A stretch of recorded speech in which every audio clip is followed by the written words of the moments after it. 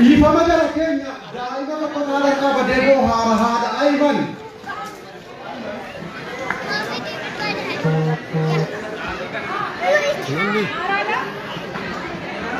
Lagi sendiri. Kun.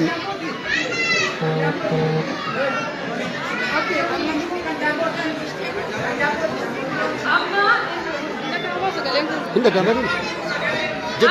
Amma intalli eeruu fi boreerumti haadha jala teessee bo'aa jirti. Warri haadha ijoollee jedhaman kun immoo hin boo'anii maaliif sila eerumsiisuuti? Maayikiitti siqi. Ollaan birritti siqee intala boreerumtu hatta waan jedhuun jedhaa kun aadaa sirriitti dhaggeeffadhaa ilaalaa. Sirni cidhaa heerumaa akkamaa kana osoo ta'in dur haala kanaan intala ofii ollaa waamee birri baree intala ofii kennata.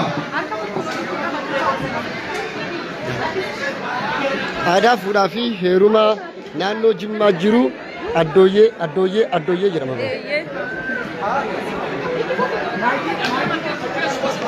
Addooyyee.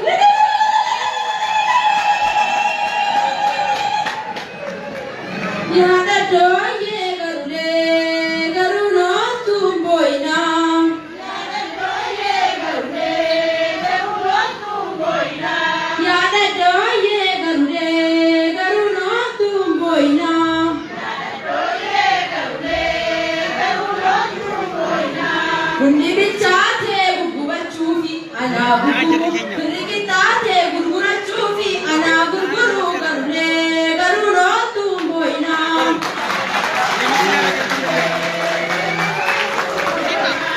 Ilmo kakakku ya sarbi ni kanjabi ilmo kakakku tina metina ni karetina garule garulo tumboyna. Arati malani dananti anadan akadanate buti sadate buti terate garule garulo tumboyna. Adati kurani gagamati ana gamadu akka gamate buti sanjane buti tergate garule garulo tumboyna.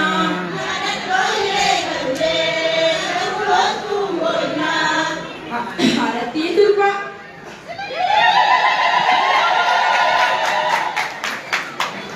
Yaada dooyee garulee garuu tumboyna.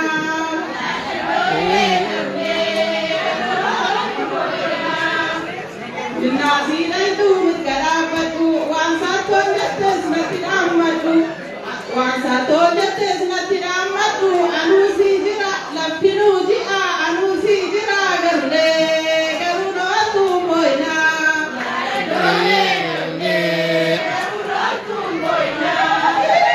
Addooyyee aadaa fuudhaa fi heerumaa naannoo Jimmaati.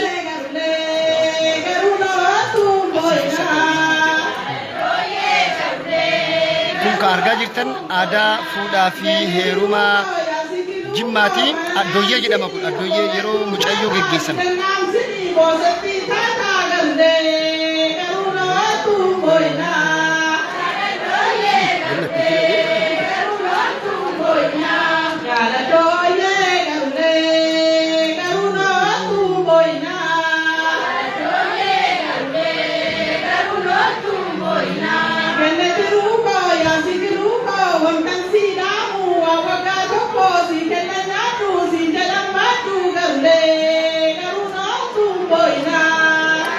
Oromoon aadaa miidhagaa akkana qaba. Oromoon waa waggaanatti kenna nyaatini jecha maatini garulee garuu tumboyna.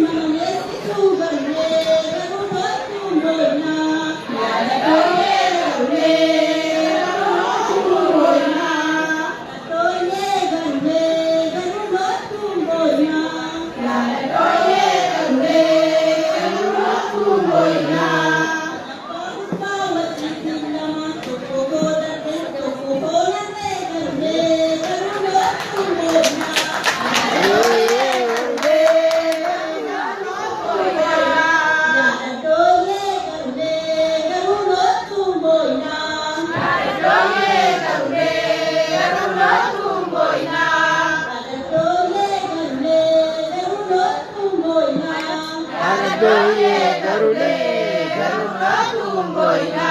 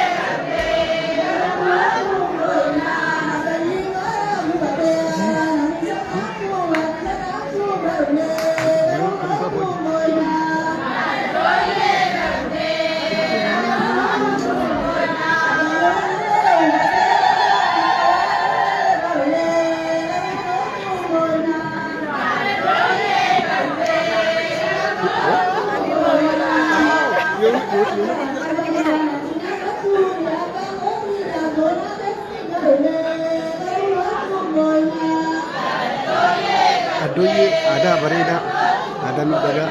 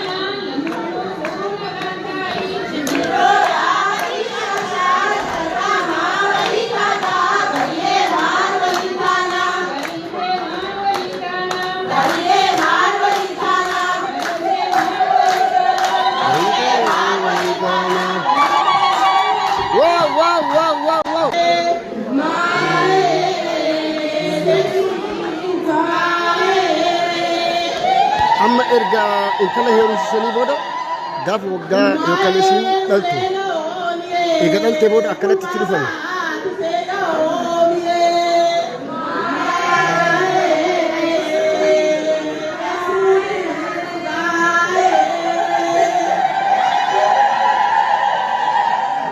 Ilmaa jechuun dubartiin ilmaa akkanatti baasan aadaan faaya.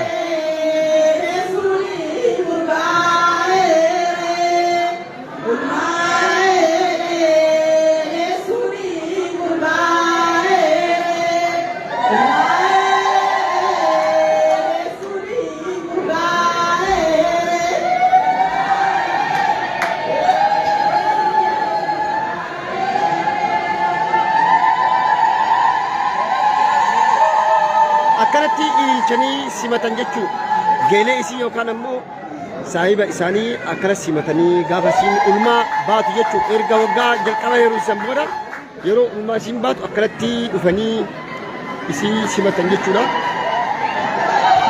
Akkuma argaa jirtu akkana godhulaa.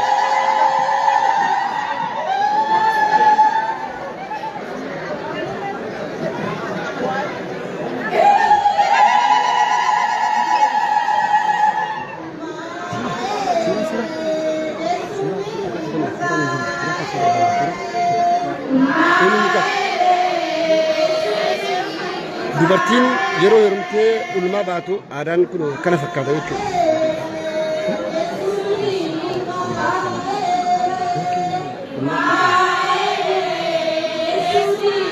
Eekkunoo akkuma argaa jirtan reeffa tanaa hin kennine amma ammoo erga isiin geessee guyyaa shan booda geeleen yookaan saayibootaan isii akkanatti dhufanii isii faarsaa isii gammachiisaa isii bohaarsaa abdii itti horan jechuudha.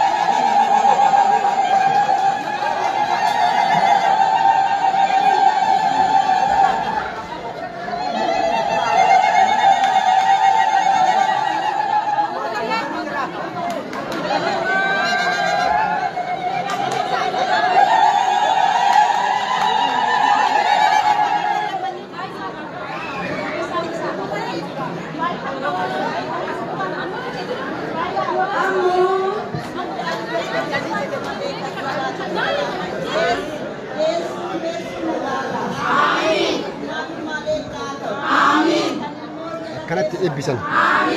Du'aayii godhanii.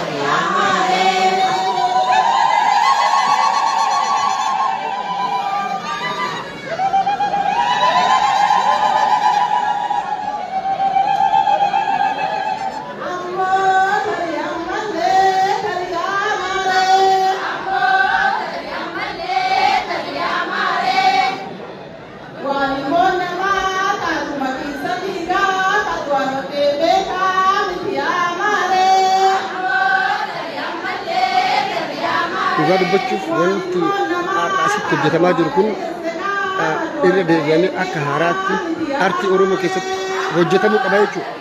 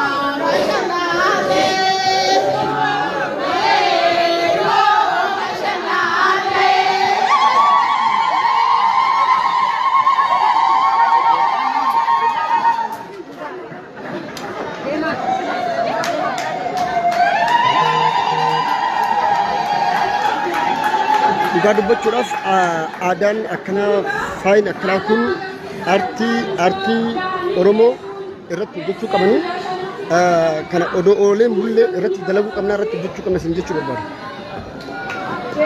Yesuuni amma sun